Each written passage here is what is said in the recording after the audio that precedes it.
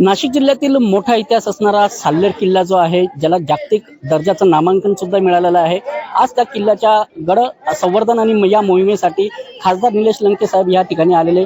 भर निवडणुकीच्या धामधुमीत सुद्धा त्यांनी या ठिकाणी हजेरी लावली. नेमकं काय आहे आपण त्यांच्याकडून जाणून घेऊ.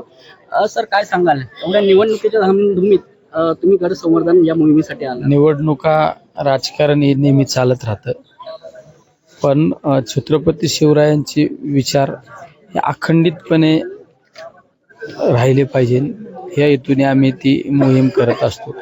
या मोहिमेला आल्यानंतर एक वेगळी स्फूर्ती निर्माण होते, एक वेगळी ऊर्जा निर्माण होते. त्यामुळे तुम्ही पाहिलं असेल, असंख्य मावळे, महाराष्ट्रातून मावळे या ठिकाणी या मोहिमेला उपस्थित राहत असतात.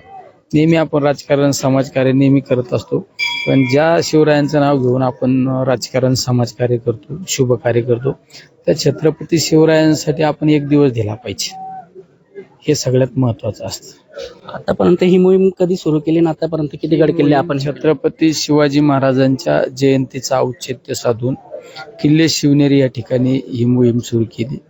त्यानंतर ही आजची 10वी मोहीम आहे.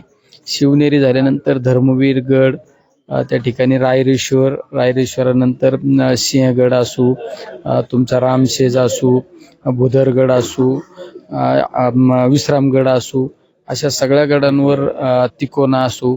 आज ही 10वी मोहीम आहे. यानंतर पुढल्या महिन्यामध्ये सिंदखेड राजा जिजाऊ जन्मोत्सव, त्या जिजाऊ जन्मोत्सवाचं औचित्य साधून त्या ठिकाणी पुढल्या महिन्यामध्ये मोहीम त्या ठिकाणी केली जाणार आहे.